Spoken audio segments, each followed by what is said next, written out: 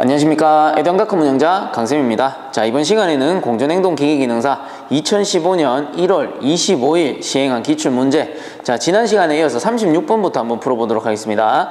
자, 36번 문제.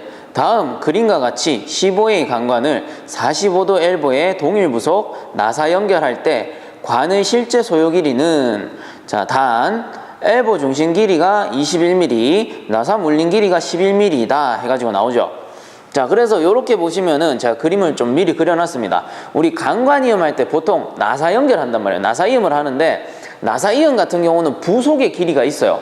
부속의 길이가 있기 때문에 내가 만약에 예를 들어서 요 센터부터 요 센터까지 200mm를 맞추고 싶다라고 하면은 부속의 뺄 길이를 빼줘야 되죠. 그러지 않고 관관을 만약에 200mm로 절삭을 했다. 그럼 어떻게 돼요? 관관은 이만큼 길어져요. 이만큼 길어지게 되고, 여기에 또 엘보를 끼워버리면 어떻게 됩니까? 엘보를 끼워버리게 되면 200mm를 훌쩍 넘어가 버리게 되죠. 왜? 항상 치수를 재실 때는 이렇게 부속의 센터 또는 원래 정확한 건 뭐예요? 우리 배관이 이렇게 있으면, 디귿자로 배관이 있으면 항상 파이프의 센터에서 파이프의 센터까지의 길이가 정확한 치수가 되는 거예요. 그죠? 어떻게 되었든 간에 무조건 파이프 센터입니다. 관관이음 하실 때는. 그래서 파이프 센터를 맞춰줘야 되는데, 내가 200mm를 빼버리면 어떻게 된다? 200mm를 훌쩍 넘어가 버리는 거예요. 자, 그래가지고 우리가 뺄 길이를 구해서 빼줘야 된다라는 개념이 되는 거죠. 자, 그렇다면 다시 요거를 200mm를 맞추고 싶다. 기준선은 항상 이렇게 센터선이라고 했습니다. 센터선. 왜 센터선이에요? 배관이 여기 접속되면은 부속의 센터가 결국은 뭐예요? 파이프의 센터가 되는 거잖아요. 그죠? 그렇기 때문에 항상 엘보의 중심 길이를 기준으로 한다. 혹은 배관의 중심 길이를 기준으로 한다. 이렇게 보셔야 되는 거예요. 자, 그렇다면 요 위에 거는 가정합시다. 15A 관관 부속이다. 그리고 15A 90도 L보다 양쪽 다 그렇게 가정을 합니다. 그러면은 자, 요 부속의 뺄 길이는 제가 미리 준비를 해왔어요. 15A 같은 경우는 어떻게 되냐면 15A는 엘보 중심 길이, 엘보 중심 길이가 27mm가 나와요. 그리고 나사 물린 길이, 요거는 뭐 삽입 길이라고 하는데 요 녀석이 11mm가 나옵니다. 11mm. 자, 그럼 요 녀석들은 뭐냐?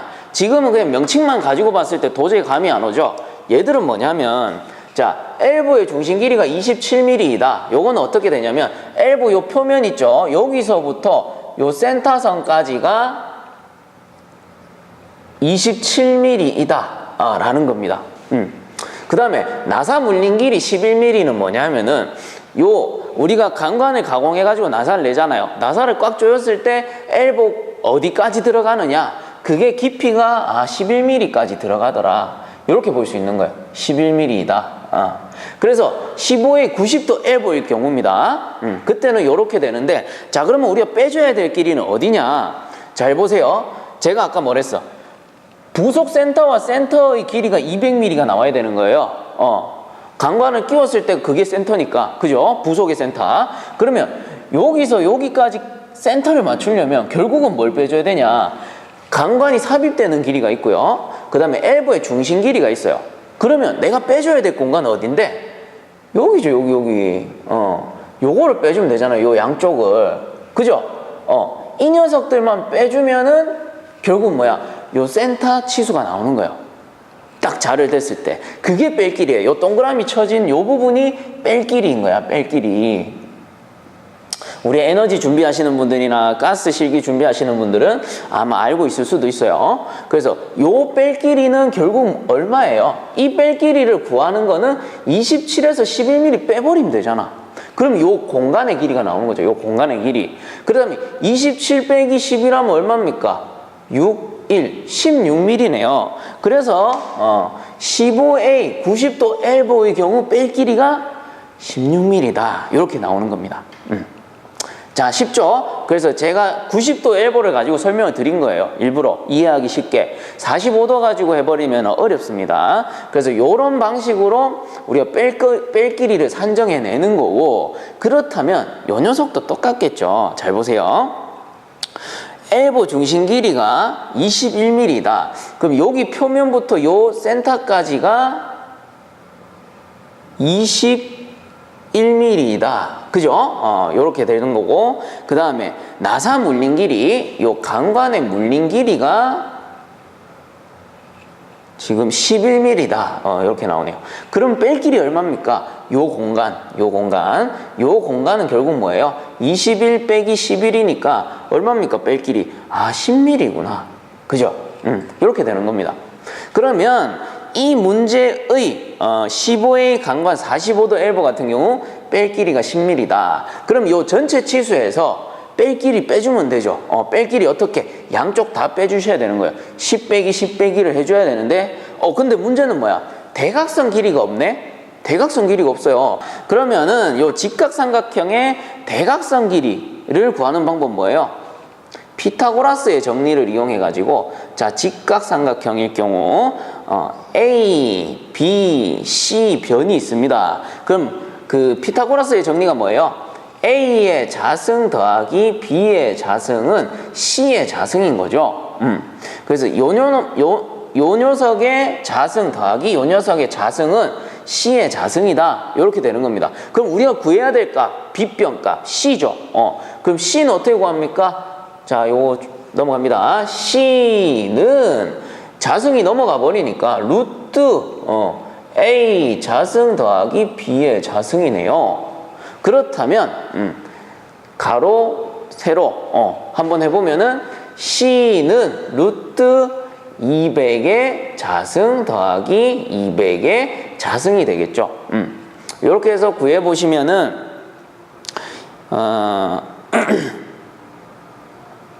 282.84mm가 나와요. 계산기로 한번 두드려 보세요.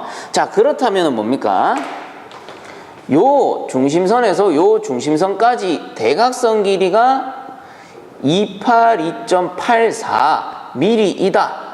그러면은 실제 강관을 재단해야 될 길이는 얼마가 되느냐? 이제 간단해요.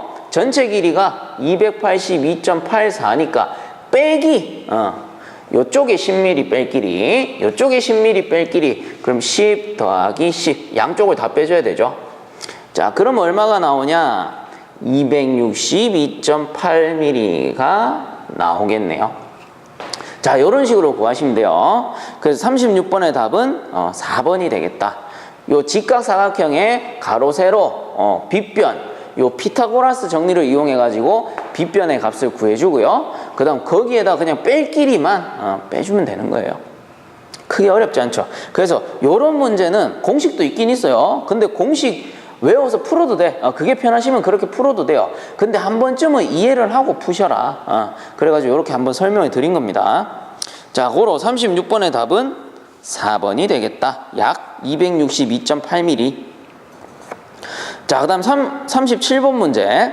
기준 냉동 사이클에 의해 작동되는 냉동장치의 운전 상태에 대한 설명 중 옳은 것은 되어 있습니다. 자, 1번. 증발기 내의 액냉매는 피냉각 물체로부터 열을 흡수함으로써 증발기 내를 흘러감에 따라 온도가 상승한다 되어 있는데, 우리 몰레르 선도 딱 그려보잖아요. 몰레르 선도 pH 선도를 그려봐요.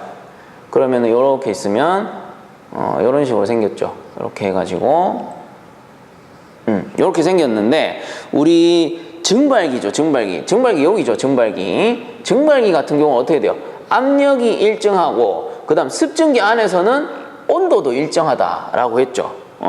근데 여기서 보시면은 증발기 내의 액냉매는 피냉각 물체로부터 열을 흡수함으로써 증발기 내를 흘러감에 따라 온도가 상승한다가 아니고 온도는 일정하다. 이렇게 해줘야 되죠.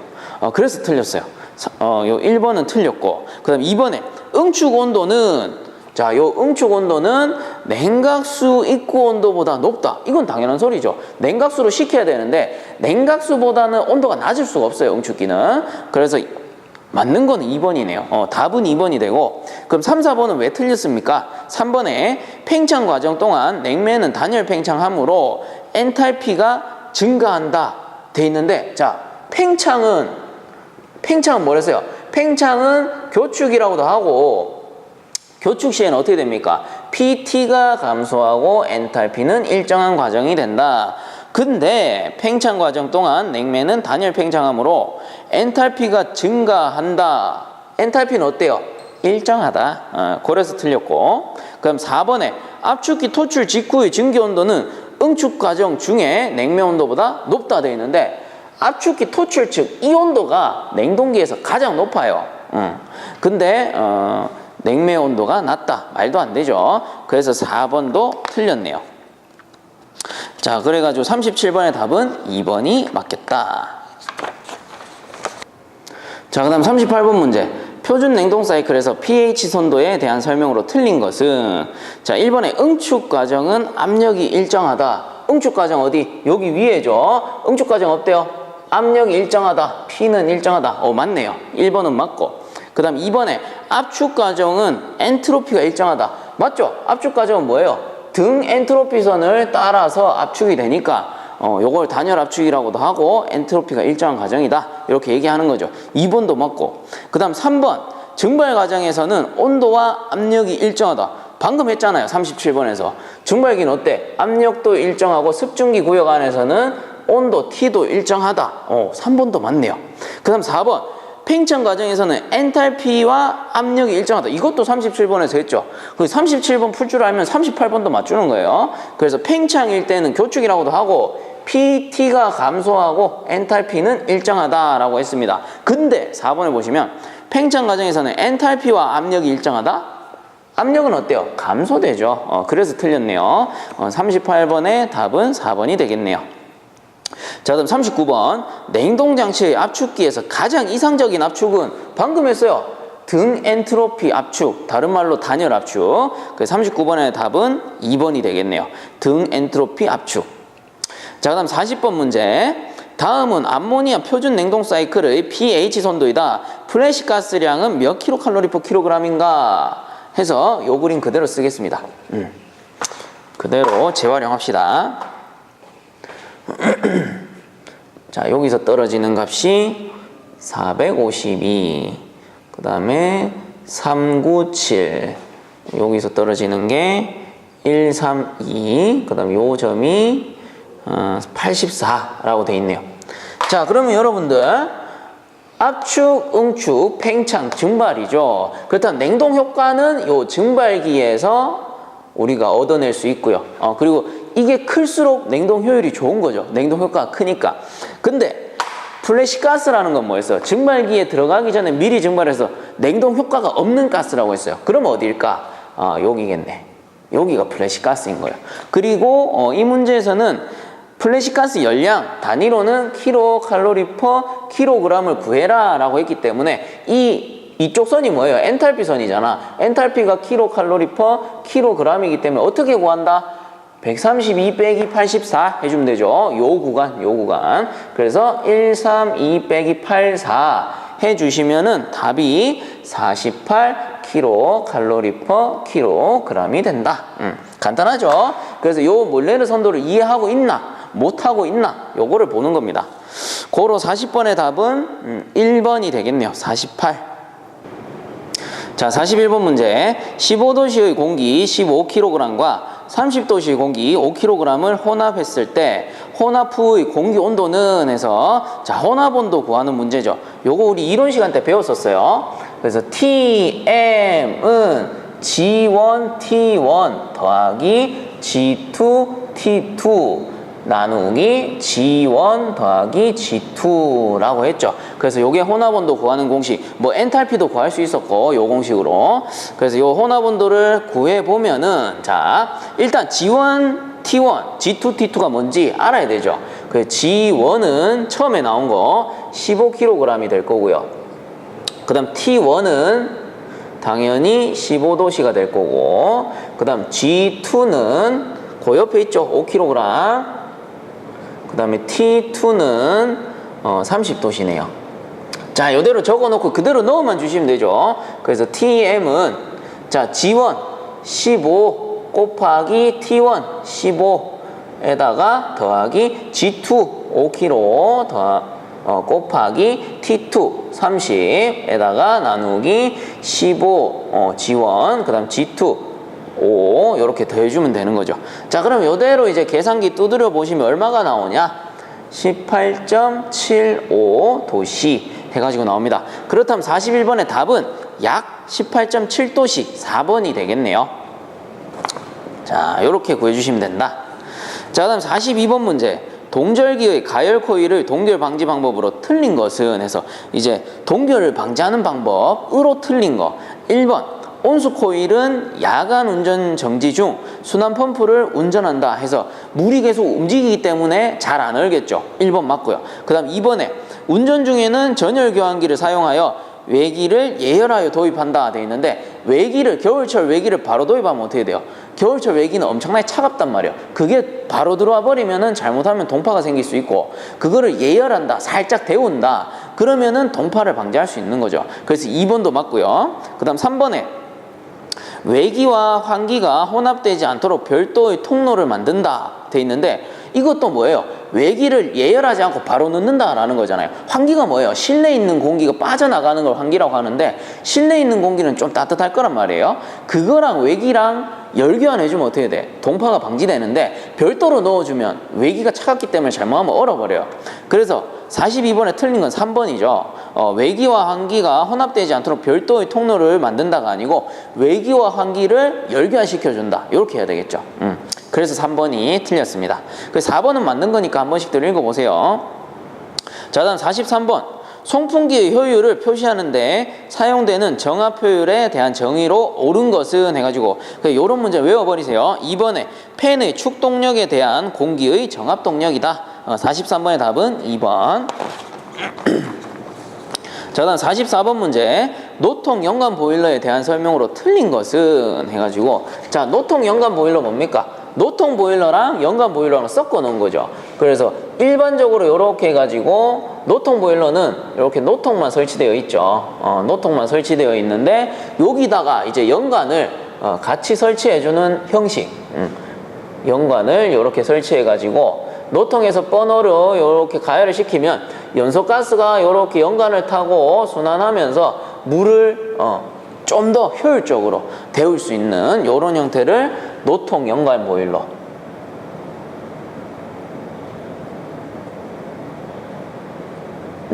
종류가 노통 보일러, 연관 보일러 요거 두 개 합쳐놓은 게 노통 연관 보일러죠. 그리고 이제 넘어가면 뭐 수관식, 특수 열매체 이렇게 나오는데 그 뒤에 거는 일단은 제외하고 요 세 가지만 봅시다. 노통 연관 보일러. 그러면 그 세 가지 중에 효율이 어때요? 가장 좋은 거예요. 가장 좋은데 청소는 어때? 청소는 좀 어렵겠죠. 자, 그렇다면 한번 봅시다. 노통 연관 보일러에 대한 설명으로 틀린 거. 1번 노통 보일러와 연관 보일러의 장점은 혼합한 보일러이다. 맞죠? 두 개 섞어 놓은 거. 그 다음에 2번에 보유 수량에 비해 보일러 열 효율이 80에서 85% 정도로 좋다. 요것도 맞아요. 그 다음 3번에 형체에 비해 전열 면적이 크다. 그쵸? 노통이랑 연관이랑 섞어 놨으니까. 그 다음 4번에 구조상 고압 대용량에 적합하다 돼 있는데 자, 어찌됐든 크게 만들면은 대용량은 가능할 수도 있어요. 대용량은 가능할 수 있지만 고압은 안 된다. 고압은 안 돼요. 그래서 고압 대용량에 사용되는 보일러는 뭐냐? 수관식이에요. 수관식. 수관식이 주로 고압 대용량 대용량에 많이 사용이 되고요. 노통 보일러, 연관 보일러, 노통 연관 보일러는 주로 저압 소용량에 많이 씁니다. 하지만 대용량 제작은 가능하죠. 만들기에 따라서. 그래서 44번에 틀린 거는 4번이다. 구조상 고압 대용량에 적합하지 않다. 고압 대용량에 적합한 거는 수관식이다. 44번의 답은 4번. 저는 45번. 고체 냉각식 동결장치가 아닌 것은 자, 이거는 1번이에요. 스파이럴식 동결장치는 기체 액체 냉각용에 사용이 돼요. 나머지는 맞으니까 한 번씩 그냥 보세요. 45번의 답은 1번. 자, 46번. 흡수식 냉동장치의 주요 구성 요소가 아닌 것은 자, 흡수식 냉동장치 크게 네 덩어리 크게 네 덩어리죠. 요렇게 네 덩어리 해가지고 발생기, 그 다음에 응축기, 증발기, 그리고 흡수기. 이렇게 크게 네 덩어리예요. 그렇다면 봅시다. 46번에 흡수식 냉동장치의 구성요소가 아닌 거 됐죠. 그러면 재생기, 재생기가 발생기잖아요. 얘가 재생기란 말이야. 증기를 재생시킨다라고 해가지고, 그래서 발생기를 재생기라고 하니까 흡수식이 재생기 있고요. 그 다음 흡수기도 있어요. 근데 이젝터는 일단 넘어가고, 4번의 용액 펌프는 뭐냐? 흡수액을 순환시켜주는 펌프를 용액 펌프라고 합니다. 여기 밑에 설치되는 펌프. 그렇다면 흡수식 냉동장치 주요 구성 요소가 아닌 것은 뭐예요? 이젝터. 이젝터라는 거는 어디서 사용됩니까? 얘는 주로 증기 분사식 냉동기에 사용이 되는 거죠. 그래서 46번의 답은 3번이 되겠네요. 자, 그다음 47번 문제. 단단 증기 압축식 냉동 사이클에서 건조 압축과 비교하여 과열 압축이 일어날 경우 나타나는 현상으로 틀린 것은 돼 있습니다. 그래서 여기서 말하는 건조 압축이라는 게 뭐예요? 건포 압축을 얘기해요. 그리고 이론적으로 가장 그 성능이 좋은 게 건포 압축인데 요게 이제 과열이 되었다. 그럼 어떻게 됩니까? 효율이 좀 떨어질 수밖에 없죠.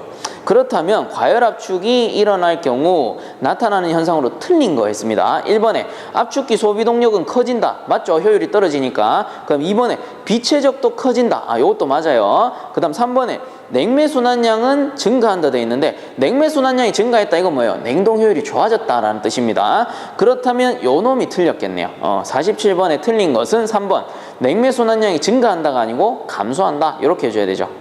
그럼 4번에 보시면 토출가스 온도가 높아진다. 이건 뭐 당연한 소리고. 그래서 47번의 답은 3번이 되겠다.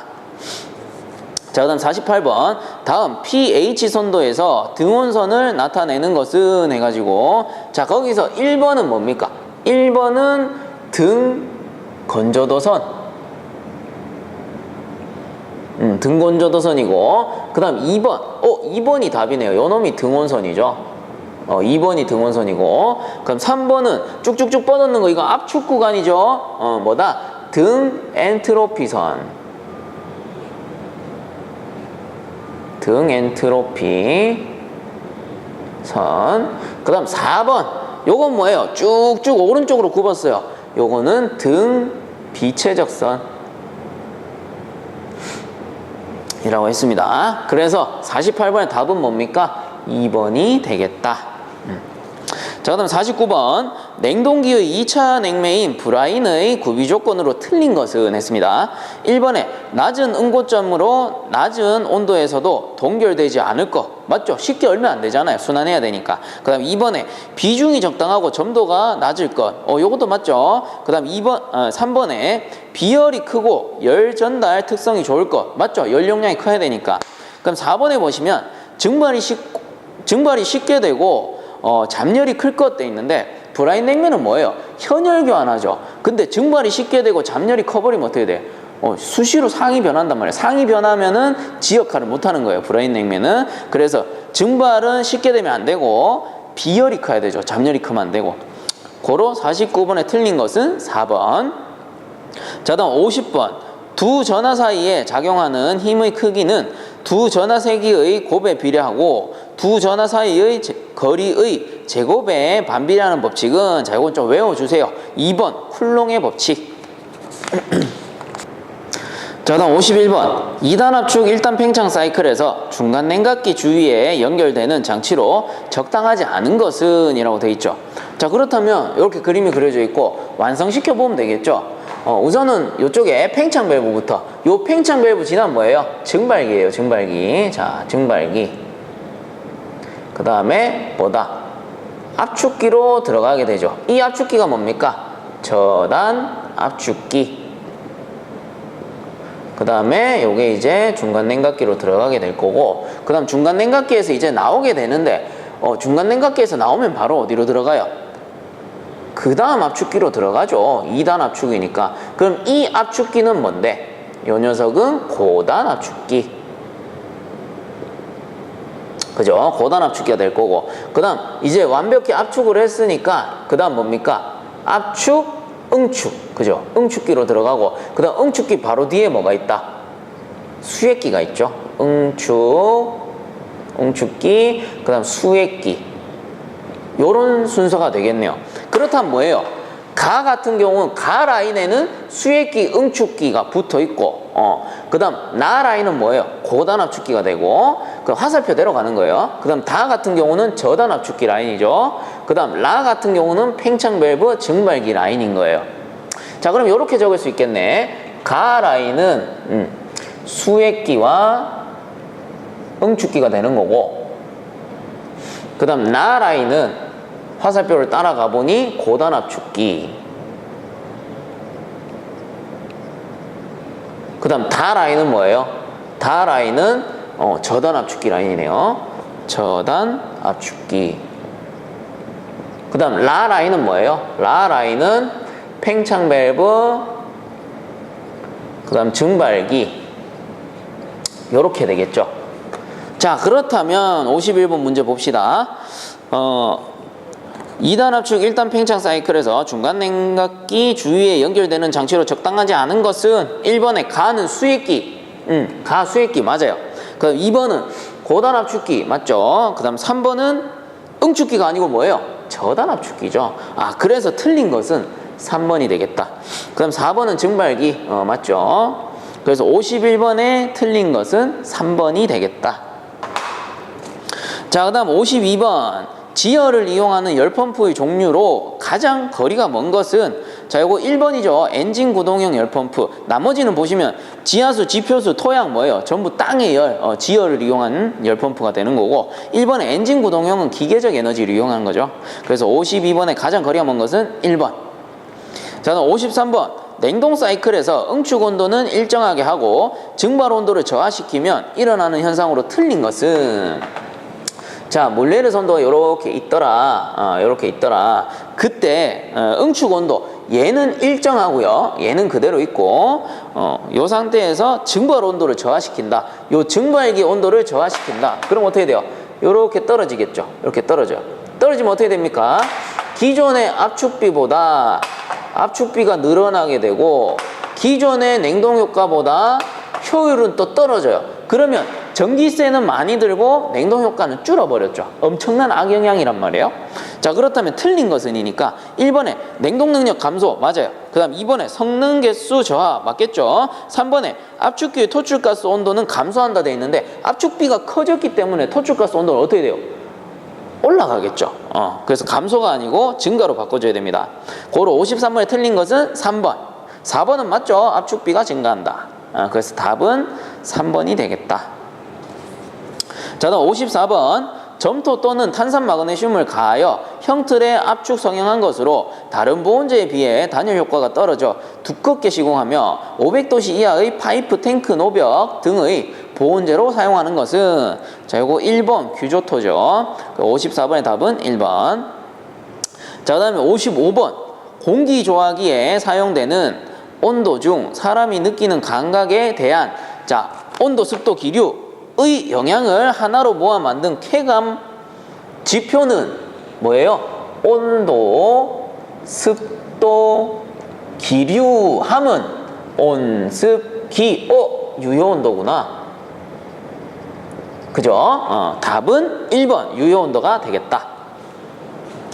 자, 그 다음 56번. 핀이 붙은 튜브형 코일을 강판형 박스에 넣은 것으로 대류를 이용한 방열기는 해가지고, 자, 여기서 포인트는 뭐냐 하면은 대류를 이용한 방열기는 이라고 물었죠.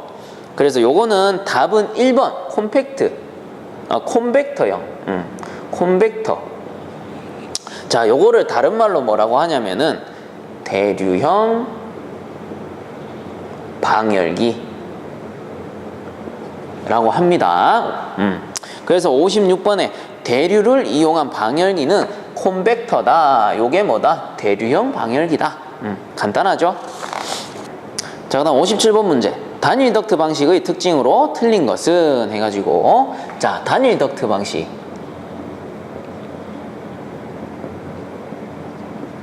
자, 이 단일 덕트 방식의 가장 큰 특징은 뭐냐? 전공기 방식이죠. 전공기 방식이면서 뭐였다? 중앙식이었다. 그죠? 요게 가장 큰 특징이에요. 그래서 요것만 딱 머리에 박아두면은 이런 문제는 간단하게 풀립니다. 자, 57번에 단일 덕트 방식의 특징으로 틀린 것은 해가지고 1번에 단일 덕트 스페이스가 비교적 크게 된다.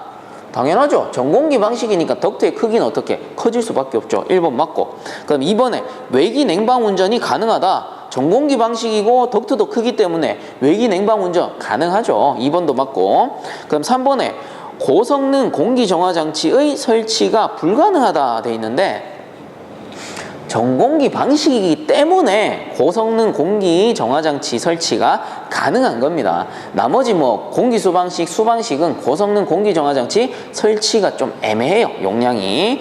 고로 57번에 틀린 것은 3번이죠. 고성능 공기정화장치의 설치가 가능하다. 이렇게 바꿔줘야 됩니다. 그 다음 4번은 맞죠. 공조기가 집중되어 있으므로 보수 관리가 용이하다. 왜? 중앙 방식이니까. 그래서 57번의 답은 3번. 자, 그다음 58번. 건축물에서 외기가 접하지 않는 내벽, 내창, 천정 등에서의 손실 열량을 계산할 때 관계없는 것은 되어 있습니다. 그래서 자, 이 문제에서 중요한 거는 내벽이에요. 내벽은 뭐예요? 예를 들어서 이렇게 건물이 있으면 요 햇빛이 이렇게 비친다. 그럼 이 바깥에는 뭐예요? 외벽이죠. 외벽. 요쪽도 외벽이고 거의 사면이 외벽인 거죠. 외벽이에요. 근데 내벽은 뭐야? 여기 안에 있는 거, 실 안에 있는 거. 요 벽이 뭡니까? 내벽이 되는 거예요. 예를 들자면. 자, 그렇다면 요 내벽의 손실 열량을 계산하는데 관계없는 것은 이래요. 자, 그러면 1번에 열 관류율은 뭐예요? 열 통과율, 열이 통과하는 거, 열 통과하는 거. 외벽에도 열 관류율이 있을 거고 내벽에도 열 관류율이 있을 거예요. 그래서 1번은 맞고. 그럼 2번에 면적, 외벽의 면적, 내벽의 면적 다 있죠? 맞아요. 그럼 3번에 인접실과의 온도차 돼 있는데 내벽도 이렇게 실을 나눌 수 있잖아. 그럼 A실, B실, C, D 이렇게 돼 있는데 각 실의 온도가 다를 경우 인접실에 온도차가 발생할 수 있죠. 이거 당연히 내벽 계산할 때 넣어야 될 거고 인접실의 온도차. 그래서 3번도 맞아요. 그럼 4번에 보시면 방위계수 돼 있는데 방위계수 뭐예요? 방위계수 뭐냐? 동, 서, 남, 북 이게 방이잖아요. 그래서 햇빛이 비치는 면은 뜨겁고 햇빛이 비치지 않는 이 면은 또 차갑고 이런 게 다 방위계수란 말이에요. 근데 방위계수는 내벽과 관계 있다 없다? 없겠죠. 외벽과 관계 있습니다. 외벽과. 햇빛이 비치는 외벽과 내벽과는 관계없다.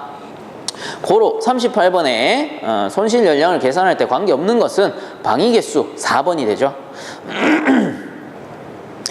자, 그 다음 59번 문제. 공기조화 방식 중에서 외기 도입을 하지 않아 덕트 설비가 필요 없는 방식은 해가지고 요거는 뭐 1번 펜코일 유닛 방식밖에 없죠. 자, 펜코일 유닛 방식 이건 뭐라고 했어요? 전수 방식이다. 전수 방식이기 때문에 공기가 실내로 들어올 일이 없죠. 고로 덕트 설비가 필요 없다. 이렇게 되는 거죠. 근데 이렇게 물어볼 수 있죠. 쌤, 펜코일 유닛하고 공조기하고 같이 쓸 수 있잖아요. 그거는 공기수 방식 아닌가요? 맞죠? 근데 그런 거를 뭐라고 부르느냐? 덕트 병용 펜코일 유닛 방식이라고 우리가 부르죠. 그래서 덕트 병용 펜코일 유닛 방식은 공기 수방식이 되는 거예요. 헷갈리지 마세요. 그냥 일반 펜코일 유닛이라고 하면은 전수 방식입니다. 자, 그래서 59번에 덕트 설비가 필요 없는 것은 1번 펜코일 유닛 방식이 되는 거죠. 자, 그 다음 60번 문제. 다음 그림에서 설명하고 있는 냉방부하의 변화 요인은 해가지고 자, 그림 안에 한번 보시면 그 벽면 있죠. 동쪽 면의 방, 그 다음에 남쪽 면의 방, 그 다음 밑에 보시면은 서쪽 면의 방, 그 다음 북쪽 면의 방 돼 있는데 자, 동, 서, 남, 북. 제가 방금 설명했어요. 여기서도 뭐예요? 방위계수죠. 그래서 60번의 답은 뭐다? 2번 방의 방위. 간단해요. 이런 거는. 자, 그래서 이번 시간은 여기서 마치도록 하고요. 본 강의가 도움되셨다면 유튜브 에듀영닷컴 검색 후에 구독과 함께 영상 하단에 보시면 따봉 버튼 있으니까 한 번씩만 눌러주시면 감사하겠습니다. 자, 수고들 많이 하셨습니다.